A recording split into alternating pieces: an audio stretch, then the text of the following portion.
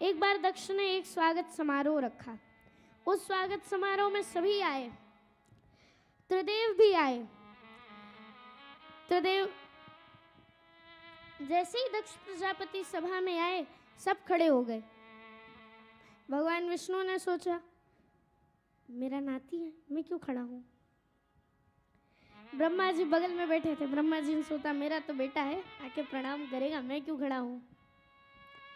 इसके बाद से बगल में बैठे थे भगवान शंकर। भगवान शंकर ने सोचा, हाँ मेरे भी ससुर जी हैं, मैं भी क्यों खड़ा हूं। तीनों त्रिदेव बैठे रहे, बाकी सब खड़े रहे। इधर सबका प्रणाम स्वीकार करते हुए भगवान विष्णु और भगवान ब्रह्मा जी को प्रणाम करके जैसे ही भगवान शंकर के पास पहुंचे तो भगवान शंकर को देखा। भगवान ने बैठे बैठे प्रणाम किया, तो भी प्रणाम स्वीकार भी नहीं किया और चल पड़े आगे। देखा तक नहीं भगवान शंकर को।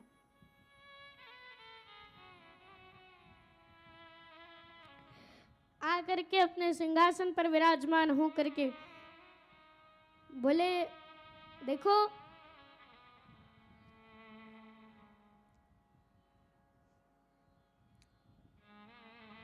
श्रूयताम ब्रह्मर्षयो मैं सहदेवा सहाग्नया। यज्ञ में भाग उन्हीं देवताओं को मिलेगा जो सभ्य हैं। अब सारे देवता एक दूसरे का मुंह देखें, यहाँ कौन सभ्य बैठ गया भाई। सारे देवताओं को एक दूसरे की ओर देखते हुए दक्ष ने कहा, अरे आप लोग एक दूसरे को क्या देख रहे हैं। वो सामने आपको भगवान शंकर दिखाई नहीं दे रहे। शिव जी 24 घंटे भूत प्रेतों का संग करते रहते हैं। भूत प्रेतों का संग करने वाला क्या सभ्यता और शिष्टाचार सीखेगा। एक थोड़ी हिम्मत जुटा के एक देवता ने कही दिया कि जब इतना ही इन पे क्रोध आ रहा है आपको, इतने ही ये अच्छे नहीं लगते, तो फिर इनसे अपनी बिटिया का विवाह क्यों किया। क्रोध में दक्ष और भर गया और बोला, अरे कहाँ मेरी मृगलोचनी कन्या और कहाँ ये बंदर जैसी आंख वाला शंकर। कहाँ मेरी कमल नैनी कन्या, मृगलोचनी कन्या, और कहाँ ये मरकट लोचन। मैं तो अपनी बेटी का विवाह इससे कभी नहीं करता। वो तो मैंने अपने पिताजी की बात मानने के लिए अपनी बिटिया का विवाह इससे कर दिया।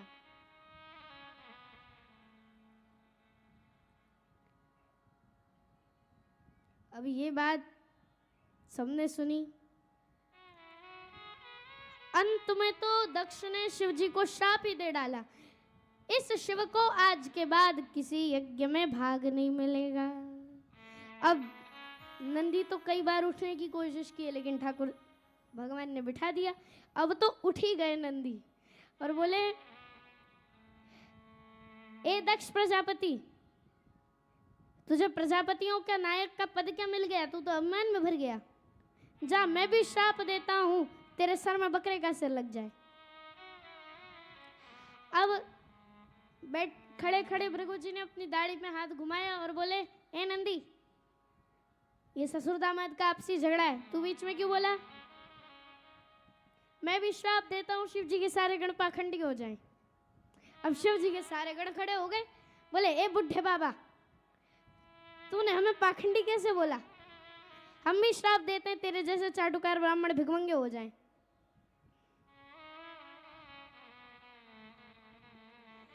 अब भगवान शंकर ने कहा, अरे राम राम, ये स्वागत समारोह चल रहा है कि श्राप समारोह। एक तरफ वहां से श्राप शुरू हुए कि यहाँ से तो श्राप ही श्राप दिए जा रहे एक दूसरे को सब। भगवान शंकर ने सोचा, मुझे खड़ा हो जाना चाहिए था। अब तो जो हुआ सो हुआ, अब मैं यहाँ से निकलता हूँ। अपनी जनता को शांत कराया और सभी अपने गणों को लेकर भगवान शंकर तो चले गए। इधर जाने के बाद भगवान विष्णु ने समझाया, आपको ऐसा नहीं करना चाहिए था शिव के साथ। भगवान शिव को अपमानित करने के लिए दक्ष ने भव्य यज्ञ का आयोजन किया। इस यज्ञ में सभी को भाग मिल गया, लेकिन महादेव को भाग नहीं मिला।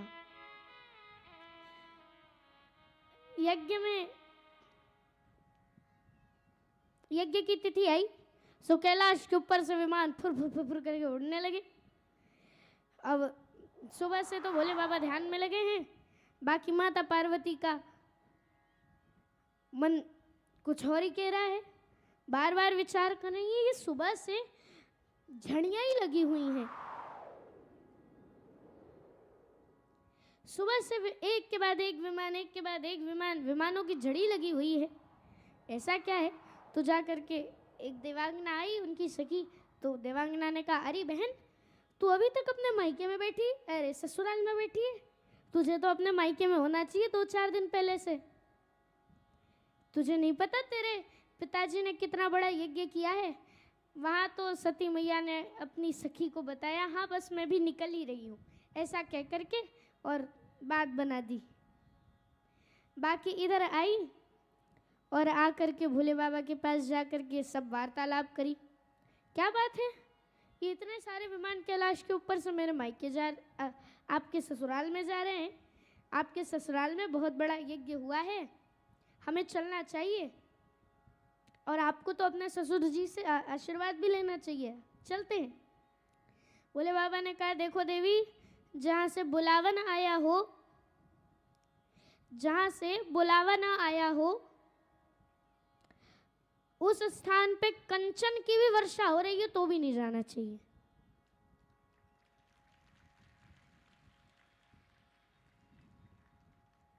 क्योंकि वहां जाके अपमानित ही होना है।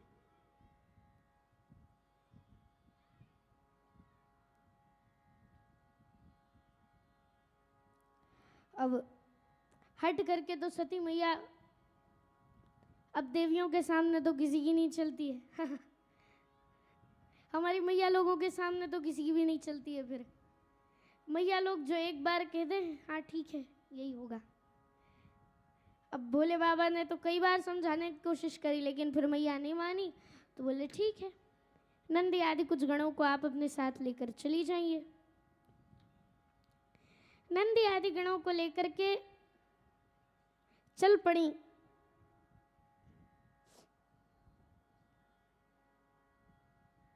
सती मैया यज्ञ मंडप में आई। यज्ञ मंडप में आकर के अपनी माता से मिली, अपनी सारी बहनों से मिली। जैसे ही पिता के पास गई तो पिता ने कोई प्रतिक्रिया व्यक्त नहीं की। खूब बातचीत करने की कोशिश करी, लेकिन पिता ने प्रतिक्रिया कुछ भी व्यक्त न करी। ये देख करके कोई बात नहीं, पिताजी हैं, काम में बिजी होंगे, ऐसा माँ मन बना करके चल पड़ी वहां से आगे। लेकिन जैसे ही यज्ञ कुंड में पहुंची, वहां जब शिव भाग नहीं दिखा तो क्रोधित हो गई और बोल पड़ी, सुनहु सभासद सकल मुनिंदा, अस कही जिन शंकर निंदा। कही सुन जिन शंकर निंदा, अस कही जोग अग्नि तनुजारा, भयं सकल मक हाहाकारा।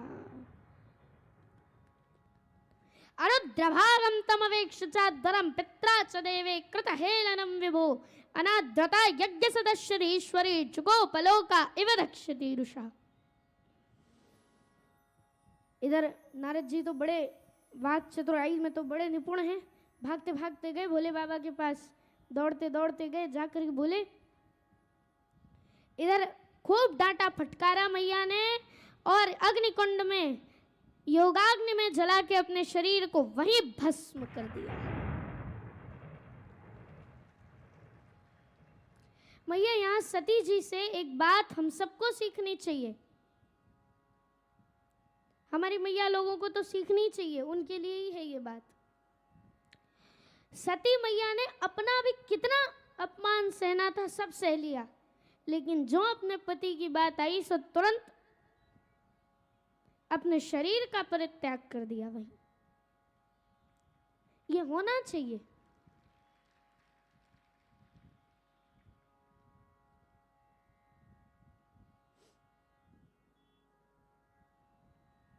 इधर नारद जी ने जाकर के समाचार भगवान शिव तक पहुंचाया। नारद जी ने जाके कहा, देवी सती आप यहाँ बैठे माला छटका रहे हो। वहाँ देवी सती पहुँच गई अपने पिताजी से मिलने। पिताजी ने प्रतिक्रिया नहीं करी, कुंड के पास ही खड़े थे। सो जैसे ही प्रणाम करने गई तो प्रतिक्रिया तो कुछ नहीं करी, धक्का और मार दिया, सती जी के कुंड में गिर गई। अब भगवान शंकर तो सब जानते हैं, सो सारी बात पहचान गए और शाम बाविलोचन भगवान शंकर लाल हो गए। अपनी जटा उखाड़ी और चौप पटकी, करालम दृष्टो जलधग्निमूर्धज कपालमाली विविधोद्यथायुध। जटा से साक्षात वीरभद्र का प्रागट्य हो गया। वीरभद्र से कहा, वीरभद्र दक्षम संयज्ञम जही, जाओ और जा करके वीरभद्र जाओ, शिवगणों के साथ जाओ और जा करके दक्ष के यज्ञ का विनाश कर दो। वीरभद्र द्वारा अब वीरभद्र पधारे अपने सभी शिवगणों के साथ और आकर के दक्षम संयज्ञम जही, पूरे यज्ञ को विध्वंस कर डाला, पूरे यज्ञ का विध्वंस कर दिया।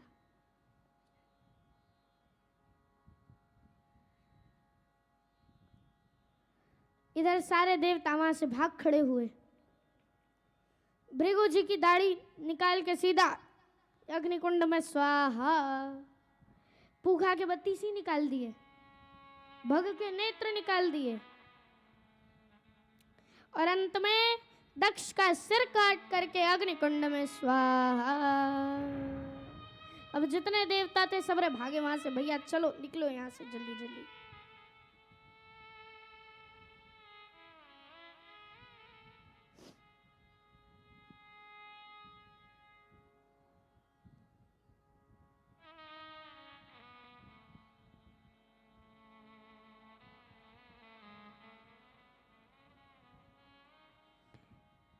ब्रह्मा जी ने भगवान शंकर को मनाया, भगवान शंकर प्रसन्न हुए और आ गए।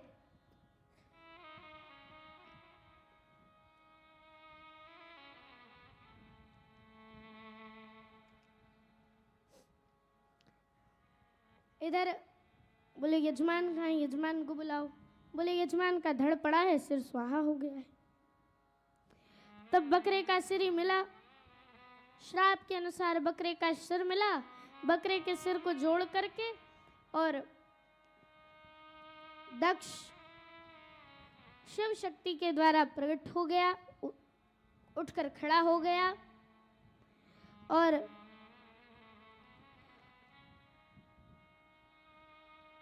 उसने बम बम करके भोले बाबा की स्तुति गाई।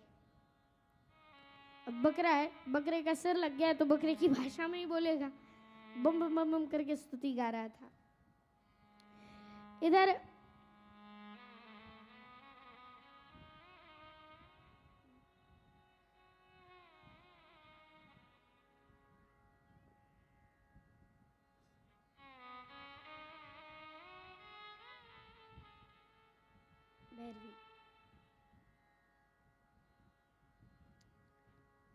ब्राह्मणों द्वारा एक बार इधर यज्ञ की पूर्णाहुति हुई। उसी समय भगवान नारायण प्रकट हुए। भगवान नारायण ने प्रकट होकर के सभी को आशीर्वाद दिया। ब्राह्मणों ने बड़ी प्यारी स्तुति गाई। तुम कृतस्तुम हविस्तुम हुताश स्वयं तुम विमंत्र समिद्र पात्राणि च तुम सदस्यत्वजो दंपति देवता अग्निहोत्रम स्वधा सोम आज्यम पशु। बड़ी प्यारी स्तुति गाई। त्रयाणामेक भावानां यो न पश्यति विविधा सर्वभूतात्मनां ब्रह्मन् स शांति अधिगच्छति। माता सती पर्वतराज हिमालय एवं मेनका देवी के गर्भ से पुनर्जन्म में इनका पुनर्जन्म पार्वती स्वरूप में हुआ एवं तथा भगवान शिव से विवाह करके तथा इन्होंने पुनः भगवान शंकर से विवाह किया। आइए अब हम सब भी एक बार भाव से गाएं। ऐसे वर वरों जो जन्मे और मर जाए, वरिये भोलेनाथ को विष पी के अमर